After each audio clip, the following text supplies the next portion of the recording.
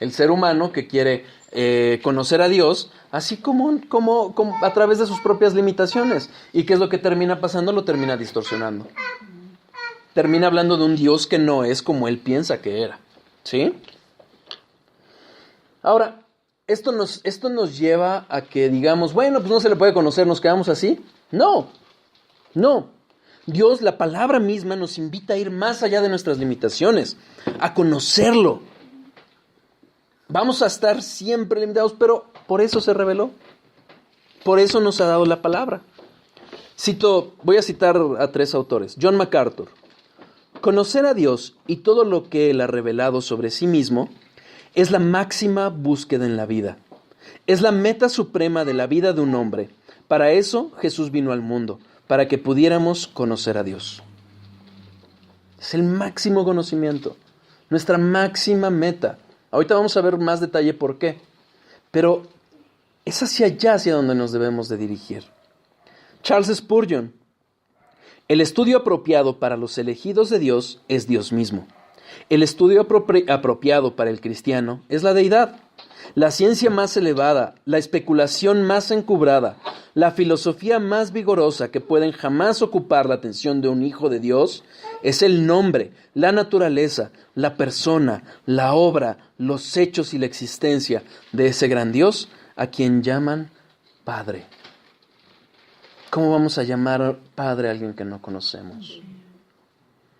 Finalmente su carácter, su persona, sus atributos se nos van a ir revelando a través de sus obras, de cómo Él se ha manifestado, cómo Él ha decidido manifestarse. Sinclair Ferguson dice esto: ¿consideramos conocer a Dios como el tesoro más grande del mundo? Si no, hemos vendido nuestra primogenitura cristiana por un plato de lentejas, y nuestra verdadera experiencia cristiana será superficial, inadecuada y trágicamente desenfocada. Si nosotros no sabemos quién es Dios, cómo adorar, no vamos a saber cómo adorar a Dios, no vamos a poder amar a Dios. Nuestra experiencia, no vamos a relacionarnos con el Dios verdadero. Va a ser finalmente superficial nuestra relación con Él. Va a ser, es más, incluso vamos a estar relacionándonos con alguien que ni siquiera es Dios, porque no le conocemos. Como dice John MacArthur, debemos de aprender a decir junto con David lo que dice en el Salmo 63, versículos 1 y 2.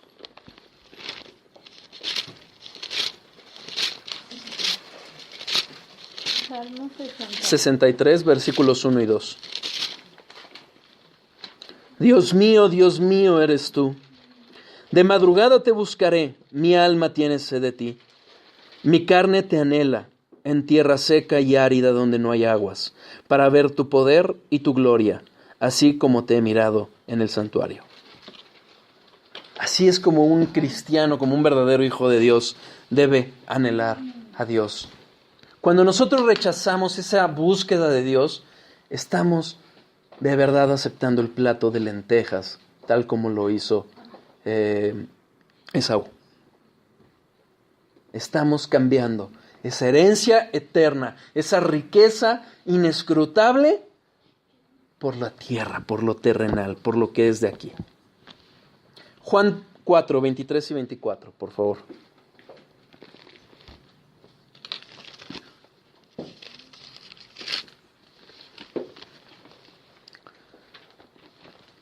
¿En qué momento está Jesucristo de su ministerio? Está saliendo de la tierra de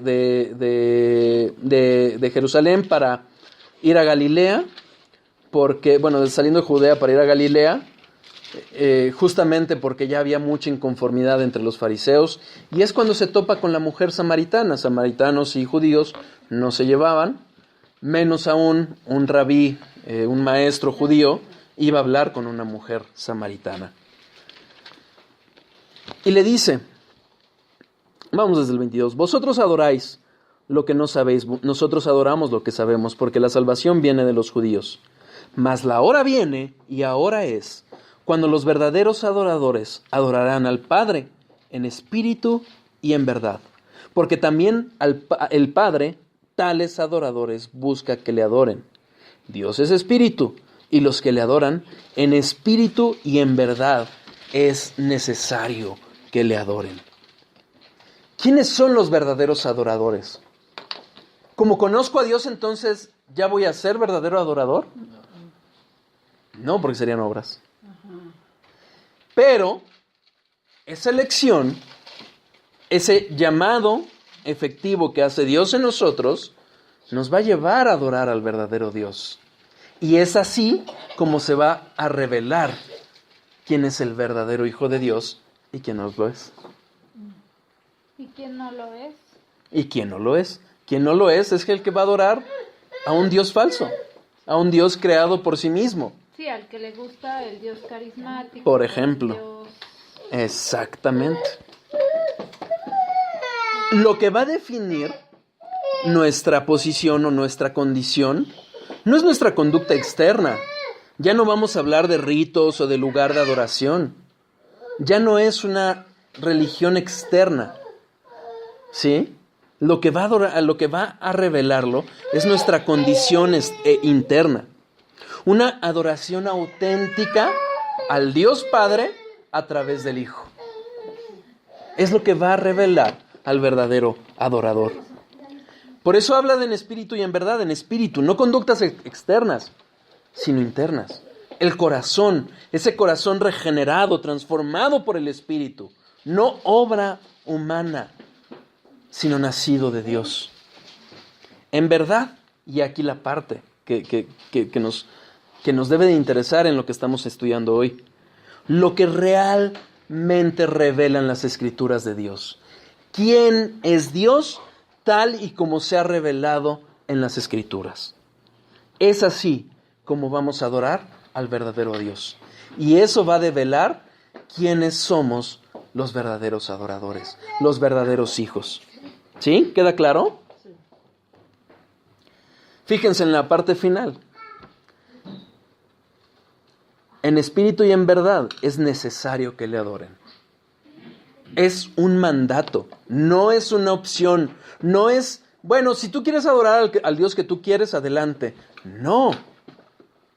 Hace poco un pastor bautista les decía, puso un Twitter diciendo, es que gracias a mis hermanos católicos por el tiempo de convivencia, algo así. Y más o menos reconocido el pastor. Y eso no es amor.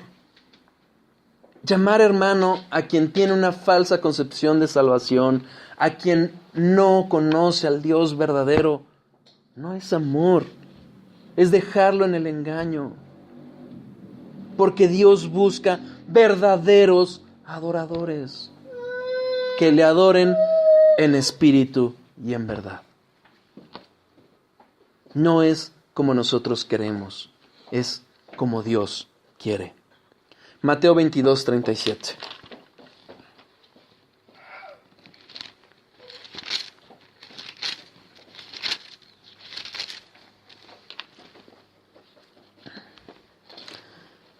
Vienen con Jesús, fariseos, y un intérprete de la ley le hace la pregunta, ¿no?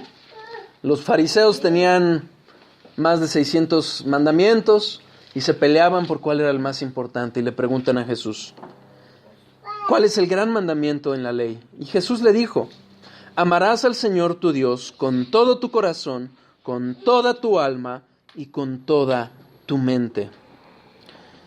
Eso habla de la integridad con la que debemos de adorarle, con todo nuestro ser, la integridad de lo que somos, nuestro corazón, toda nuestra alma, toda nuestra mente debe amar a Dios. Es una demanda que está haciendo Dios acerca de la adoración que demanda de nosotros. Es un mandamiento. Es en realidad una cita del Antiguo Testamento. Vamos a Deuteronomio 6, por favor. Deuteronomio 6. Versículo 5.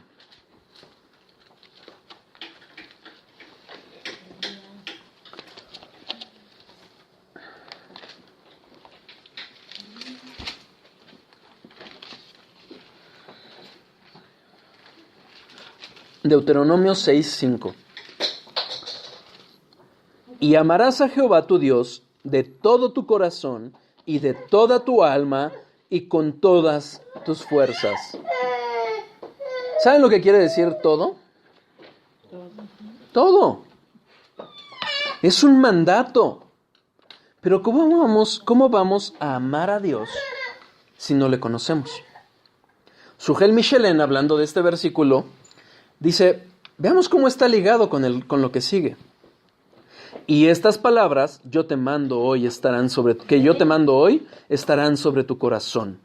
Y las repetirás a tus hijos, y hablarás de ellas estando en tu casa, y andando por el camino, y al acostarte, y cuando te levantes, y las atarás como una señal en tu mano, y estarán como frontales sobre tus ojos. Y las escribirás en los postes de tu casa y en tus puertas. Eso habla de conocer la palabra de Dios, porque conociendo la palabra de Dios es como vamos a conocer a Dios. Y está ligado con ese mandamiento.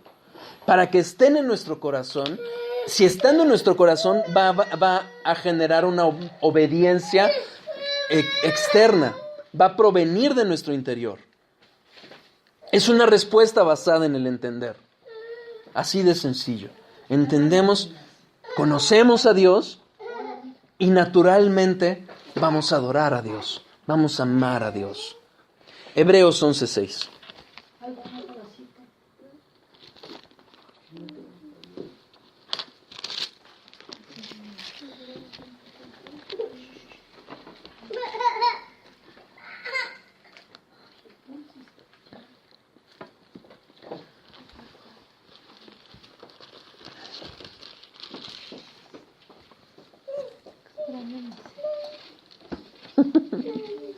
Eso es porque no te has acostumbrado. Hebreo 11, ¿qué? 6. Pero sin fe es imposible agradar a Dios, porque es necesario que el que se acerca a Dios crea que le hay y que es galardonador de los que le buscan. Primero, antes que nada, es creer. Creer que hay un Dios. Es lo primero. Pero la sola conciencia de creer que ese Dios existe no es suficiente. Porque si no, caeríamos en contradicción con todo lo que hemos visto de adorar en espíritu y en verdad. Sino que implica creer que ese Dios del que estamos hablando es creer que lo que Él declara de sí mismo en su palabra es verdad. ¿Cómo sacamos esta conclusión? Muy sencillo, porque dice la palabra, y que es galardonador de los que le buscan. ¿Cómo vamos a saber de qué es galardonador o de quién es galardonador o cuál es el galardón si no lo conocemos a través de su palabra? Es un conocimiento que va más allá del mero saber que existe, sino que es creer realmente que este Dios es el que se ha revelado y el que esto que habla de sí mismo es verdad. ¿Sí? Si no, no voy a saber que es galardonador. Merecedor. Que Él es galardonador y que yo soy merecedor. ¿Así? Galardonador es responde a esa búsqueda, responde con lo que ha prometido en su palabra. ¿Sí? Da esos galardones o esas recompensas, por decirlo entrecomilladamente. ¿Sí? ¿Queda claro? Por ende, hay que buscarle, adorarle, entregarnos a Él. Solo creer en la existencia de Dios no va a generar en nosotros ni interés, ni agrado, ni amor. La naturaleza sin duda revela a Dios, revela quién es Dios, pero eso no es suficiente para que nos arrepintamos.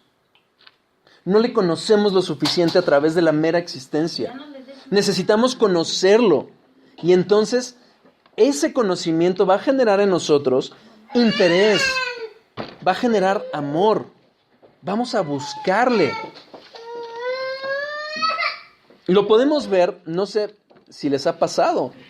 Entre más conocemos de la palabra, entre más buscamos de Él, más necesitamos, más anhelamos de Él. Porque se va revelando a nosotros.